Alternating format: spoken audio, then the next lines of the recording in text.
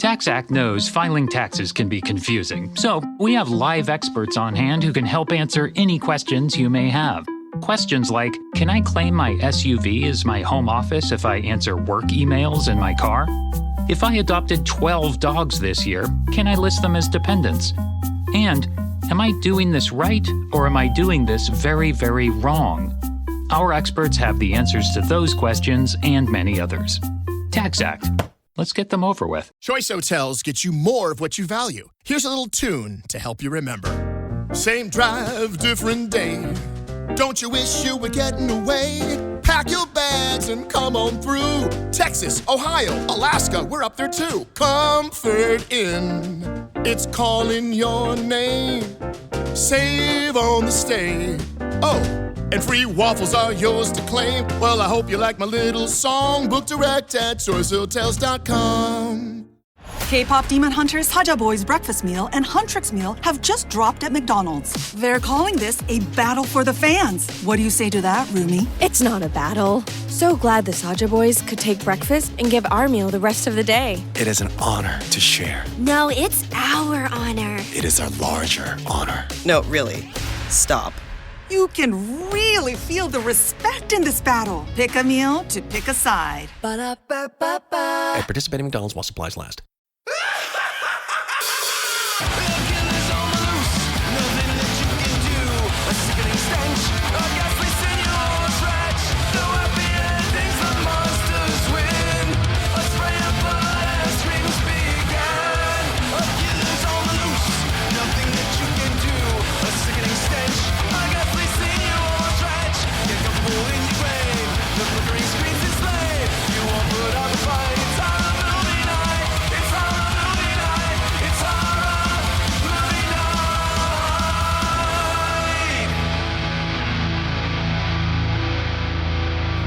Everybody, and welcome to another episode of Horror Movie Night. This week, we are talking about horror adjacent more than a full-blown horror movie with 1987's Big Trouble in Little China, which I discovered. Kyle, this was your first watch of this one? What? This was my first watch. It is crazy. This should have been What was the reasoning there? Years ago. Like as an adult, why didn't you watch it? Were you just waiting for us to discuss it together as a family? No, you know what it is that it's the 80s nostalgia of it all. I think I'm born 91. I don't have a major nostalgia for like the early to mid. I know this is 87, but it feels very like of what I thought.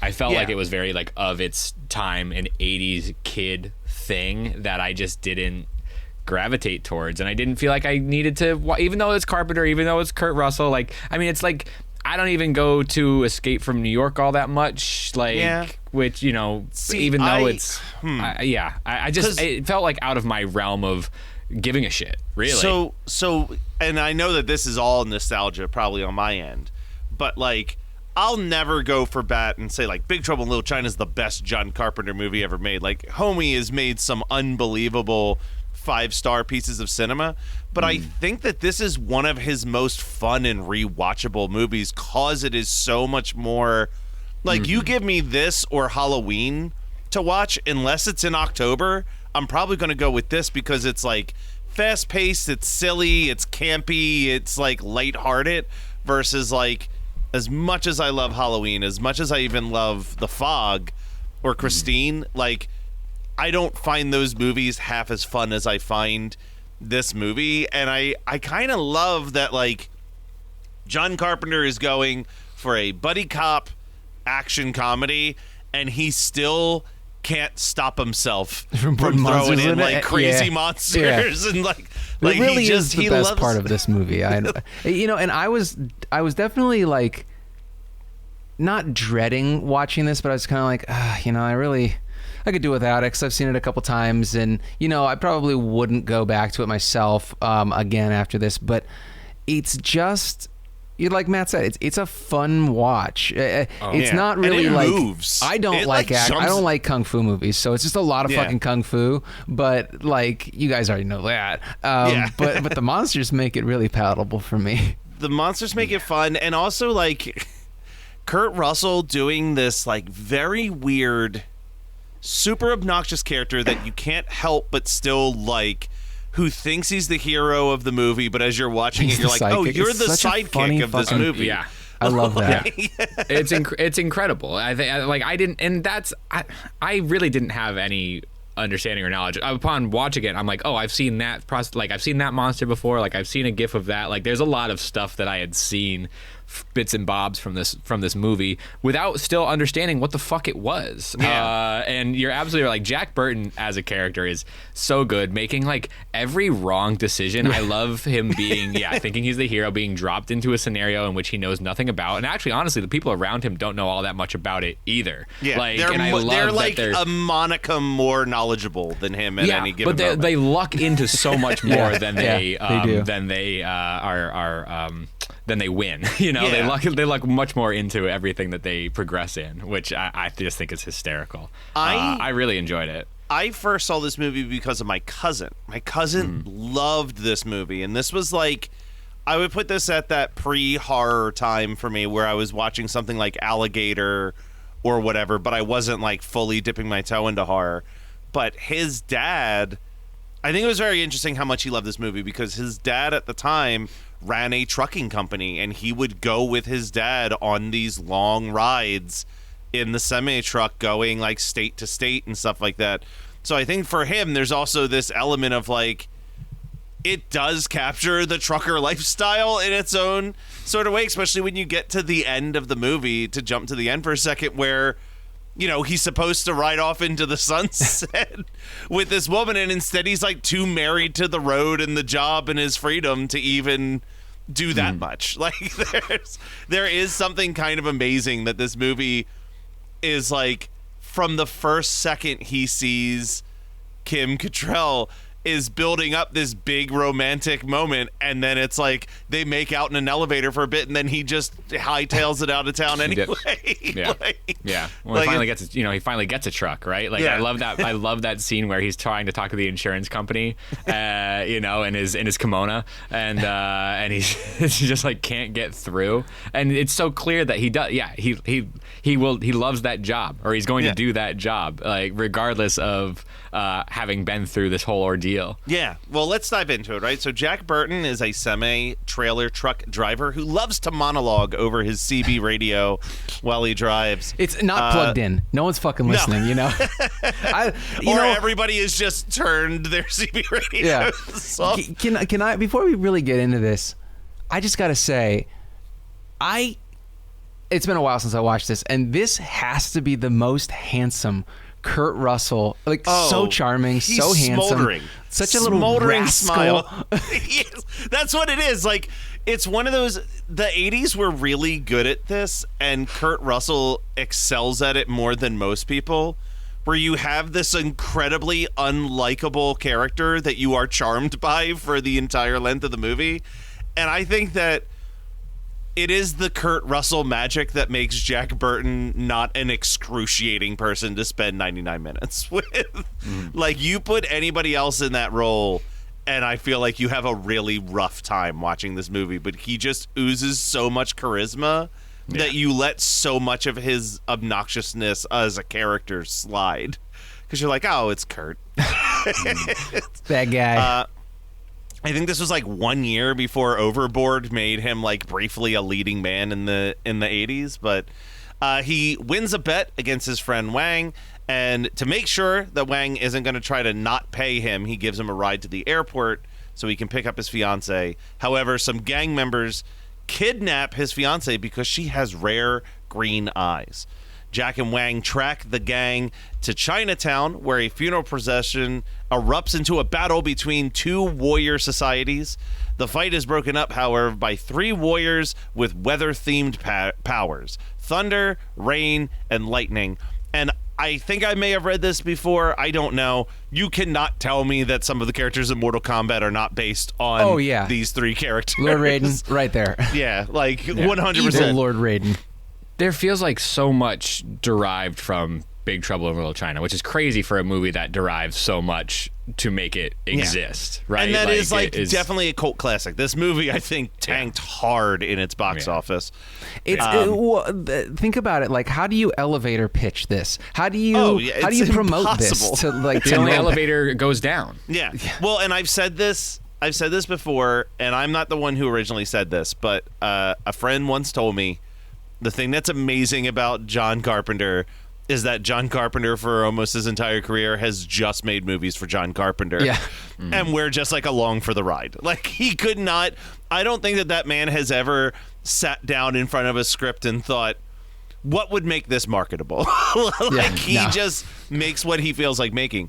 As Jack Burton attempts to drive away, he runs over the magician Lu Pan, who rises unhurt and begins glowing. That shot of the dummy just getting run over from the back by the truck always tickled me as a kid. Jack runs away with Wang and his truck is stolen. Wang takes Jack back to his restaurant where they meet Eddie, Gracie, and a journalist named Margot. And they plan to infiltrate a brothel. But when they arrive, the three Storms show up and steal Wang's fiancée to take back to Lu Pan. By the way, it's Lo Pan, not Lou. Oh, sorry, Lo Pan. Pan. Like people could be like, "Who the fuck is Louis Pan?" Louis Pan. I love this bit. Pretending to be telephone repairman, Jack and Wang access the business front of Lo Pan, but immediately are caught by the rain. Just like it's very Ghostbusters-y how they're just like walking in there and just talking in their like pseudo New York accents down. Oh yeah, no, last time it was the squirrels that chewed it all up when we saw this prop. Like they're just making up, just doing their improv class 1 shop talk. But this is where they end up in one of the most horrific scenes in the movie, the hell of the upside down sinners, where you just have these like rotted corpses and skeletons all chained in the water. And I'm like, oh, I love this. I love this so much. This is a really great, like if you've got like a 10 to 13 year old who's like trying to dip his toe into horror, but he's not quite there. This is like a pretty fun, like, get them used to seeing weird corpses and monsters entry point. Jack and Wang meet Lo Pan in his more human form, and he looks absolutely terrifying as this basically zombified corpse of a man. Yeah, he looks like Grandpa from Texas Chainsaw Massacre. 100%. Holy shit. He explains that he needs to marry and then sacrifice a woman with green eyes, which fits the fiance's description, in order to remove a curse that has left him without a fully living body through many years. Thousands of them, one could say. Jack and Wang escape, and they manage to rescue a bunch of the kidnapped women, but Gracie is kidnapped by the wild man creature, a.k.a. the MVP of this movie. I love... Most valuable primate? Oh, you know it's a primate. Love this monster so much. Since the wild man has kidnapped Gracie, this is when Lo Pan notices that she also has green eyes, and he decides that he can sacrifice her while keeping Wang's fiancée as his own wife. Dude, he's got the why not both scenario. Yeah. It's really good for him, you know? He's He's waited all these years and finally, and all of a sudden he got two? Yeah. He got a twofer? It's amazing, David. We do dunk a lot on the fact that, like, Jack Burton is the obvious sidekick in this movie, but he does do some incredible scenes through his bumbling. One of my favorites that I was like, you know what? God damn it, that is impressive. Good for you, Jack Burton. Is when he falls into that wheelchair and grabs the wheels to stop himself from falling into a pit and is able to muscle himself to lean the chair. And I'm like, that's some impressive arm strength, honestly. It feels like on one of his truck drives he must have fallen asleep at the wheel and really had to save it one time. He was Listen, Kyle, reflexes. He's mentioned it a million weight. times. It's about his reflexes. So Wang and Jack regroup with a couple warriors and their Fred Egg Shin. They plan to return to the headquarters via a cavern, but just before the battle, Egg gives the group a potion that will boost their confidence, which is such a hilarious bit from that point forward that they just feel unbelievably great about everything that's happening. There is an interaction that my cousin and I used to quote all the time from this movie. It's still probably my favorite banter in the whole film, which is when they're trying to find a way to get in, and they're like knocking on these different walls, and it's 4 words the entire conversation. Jack Burton asks, "Hollow?" Wang says, "Hollow," and Jack Burton says, "Fuck it," and he just rips it down. It's so good. It's so good in its simplicity. The gang interrupts the wedding, and they begin the fight. Jack, of course, knocks himself out of excitement. Great. Really, watching good. this as an adult, because like I haven't watched this since probably like college, but watching it as an adult and seeing the sidekick part of a buddy cop movie really just is so fucking funny to me. It's such a great idea to follow the sidekick of the movie as the lead, because he keeps removing himself from, like, he is Short Round in Temple of Doom. He keeps finding ways to miss out on the action and then just show up when necessary.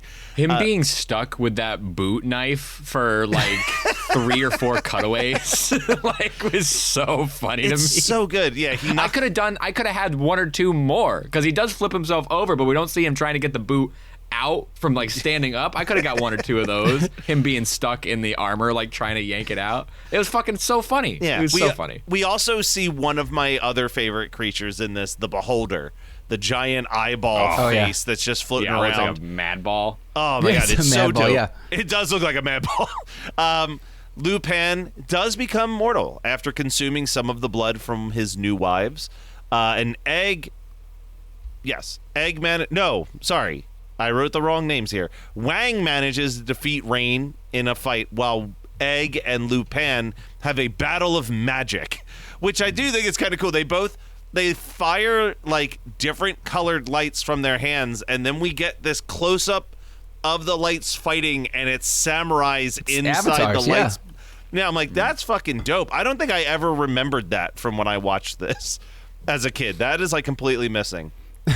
Jack, you saw the TV cut map. They took the samurais out of the TV that must cut. have been it. Yeah. Jack regains consciousness just enough to rescue Gracie. While Wang fights Thunder, Jack and Gracie try to save his fiancée. This is where, in the elevator, they just start making out, and now Jack Burton has Gracie's makeup all over his face for the rest of the movie. I really love it when he comes out touch. and he's like shit-talking to Lo Pan, and he's just got like smear. There's only one thing that took me out of this movie. It's the fact that when you see Gracie like come out, her lipstick is still okay. It should have been fucked up too. It should have also been fucked up. Like, I feel like John Carpenter is so type A that he would have gotten that right. So I think that might be a joke inside a joke. Probably. It's probably somewhere in there. Jack manages to throw his knife straight into Lo Pan's forehead, killing him. Once again, not how skulls work, but that's okay. We'll talk about that next week too. Dude, so I have to highlight something that I don't think I appreciated how funny it was as a kid, but I was laughing my ass off today, is as this is happening, Wang and Thunder are having this battle, and the campiness of this battle, where it is just Wang backflipping all over this room while Thunder is running after him, just throwing punches, but they'll just pass through a doorway, and then you just see shit start flying from that side of the doorway, and then they pass by again, and it's like, oh my god, this is just 2 stuntmen having the time of their lives while a bunch of like PAs and interns are standing in the wings waiting to throw a bunch of shit. Throw shit. I'm like, oh my god, how effectively hilarious that is. Unfortunately for everybody, Thunder then sees Lo Pan as dead and becomes so enraged that he inflates himself to explosion levels.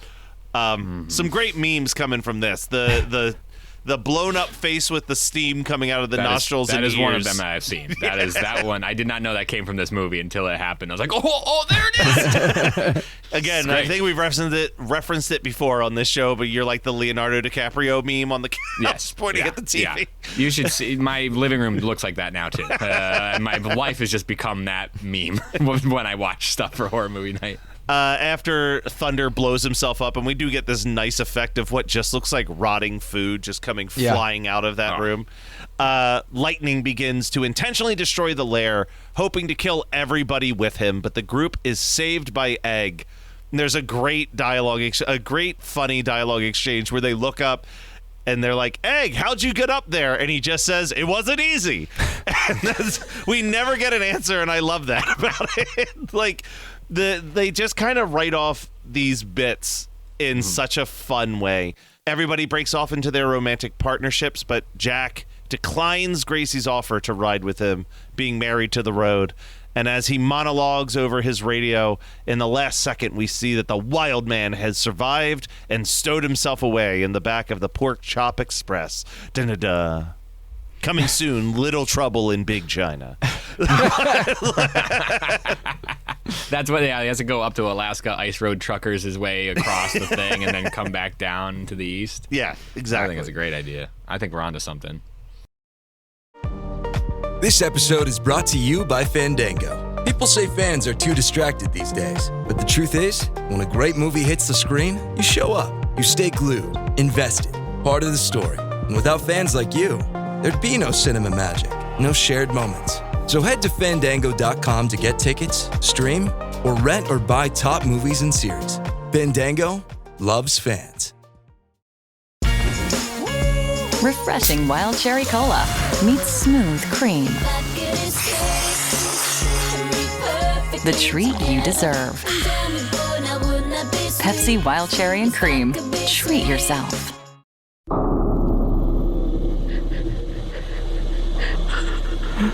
I just want to apologize. I'm sorry to everyone. I was very naive and very stupid, and I shouldn't have put other people in danger. I am so sorry for everything that has happened, because in spite of what Joshua says, it's now all my fault. I insisted our listeners subscribe to Fright School on Apple Podcasts. I insisted they leave us reviews. I insisted that they give us a 5-star rating. And it's all because of me that we're here now and we're being hunted. I love you, Mom and Dad. I am so sorry. I only wanted to make good content for our listeners. I'm so scared. I'm going to die out here. Joshua, is that you?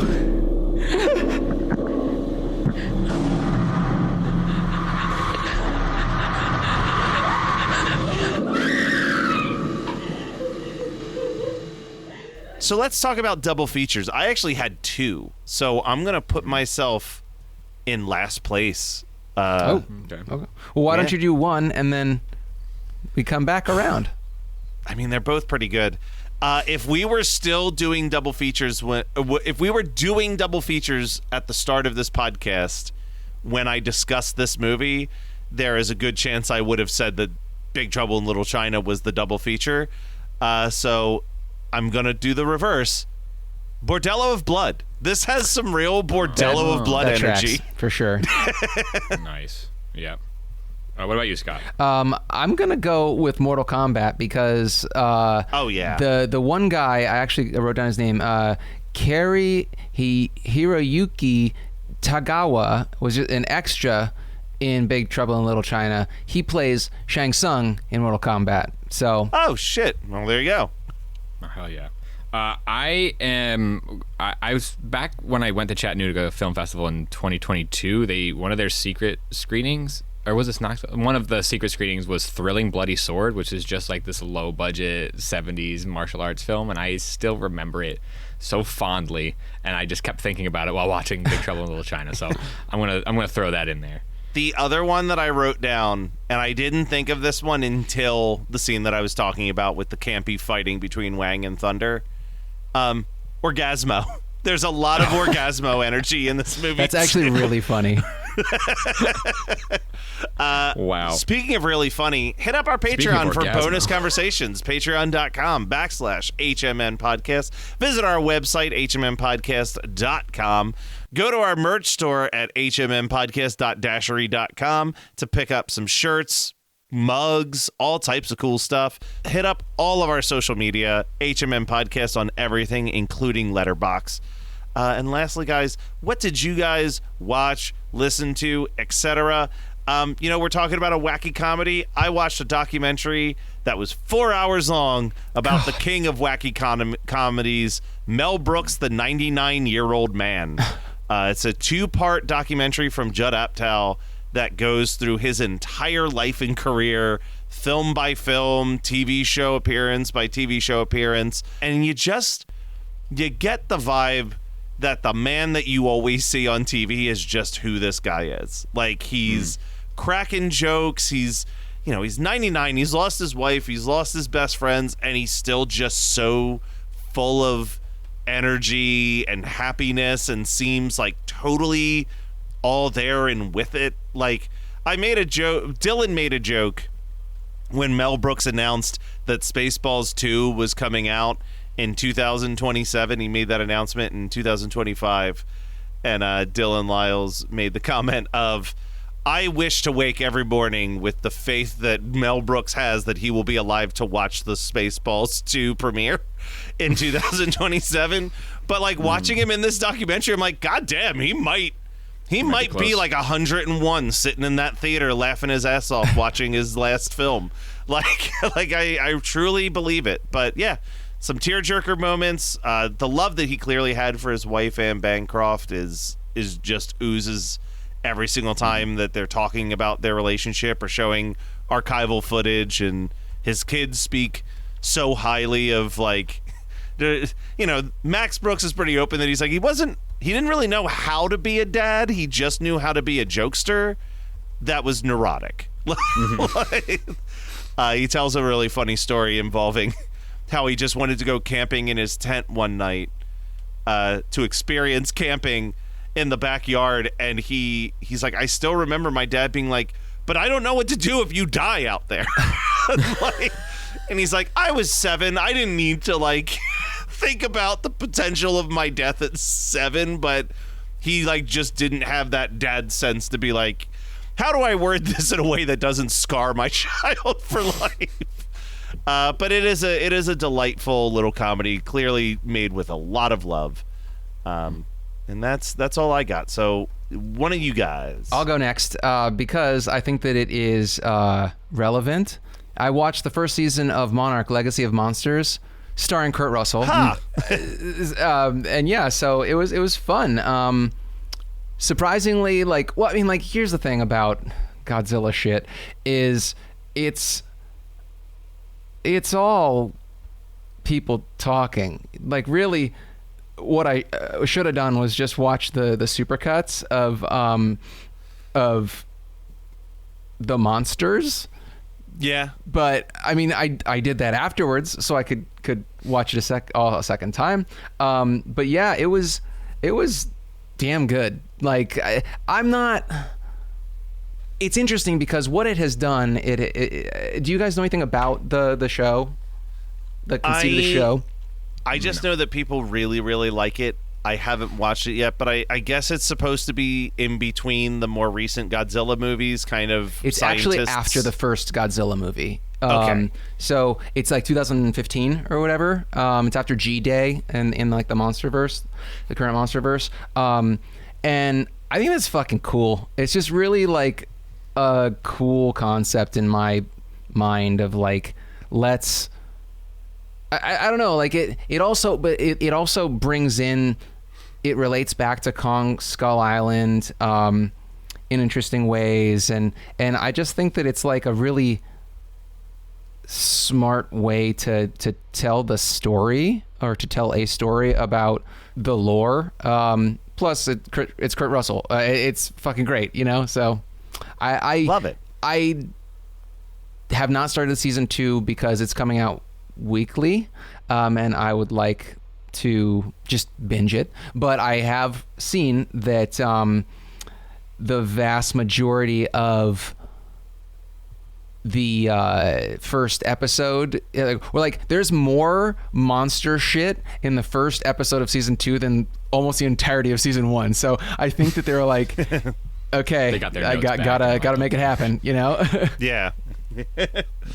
How about you, Kyle? Take us home. So after last week, a little bit of Rip Torn and Dolly Dearest. Was that last week? Yeah. I think that was last week. I watched another Rip Torn film. I watched a movie called Coming Apart from 1969. I had gotten it on a whim on one of those Kino sales, which I think I've talked about picking up some of those movies on here before and how they're questionable. This one was wild. This is about Rip Torn, who plays a psychologist, some sort of doctor in that field, who has a hidden camera in his apartment and films mainly his relationships with women while he is basically having his own mental break, and everything's shot with this one camera in these sort of like faux documented hidden camera segments, and it's fucking wild. It's hard to watch at times. It's one of those sort of transgressive 60s cinema things that is feels like very like Warhol Factory type thing, which sometimes isn't all that fun to watch, and sometimes I think, and it might just be me getting old, I don't know. Hopefully I'm not becoming conservative in this way, but I'm going to say it anyway. Sometimes the Warhol shit doesn't make sense to me. Yep. That's how I felt for a long ass time, actually. The approach to some of the things feels just contradicting what I thought was some of like the basis. Again, this is not Warhol specifically. This is just like the vibe of that, right? Yeah. So anyway, all that to say, incredibly interesting film. Technically got an X rating, and then it had a bunch of Jefferson Airplane music that then got cut out for the release because they didn't sign the rights away properly. So yeah, if all those things make sense to you, it's worth checking out. Otherwise, it will really be disruptive to your life. Makes sense. It'll rip and torn your life apart. God damn it. Awful. Awful. If you want your life ripped and torn apart as well, subscribe to one. Thank you. Oh my God. If you want your life ripped and torn apart, subscribe to Horror Movie Night on your favorite podcasting app. We will be here every Thursday night / Friday morning, just waiting for your ears. Thanks. We'll be back. Bye.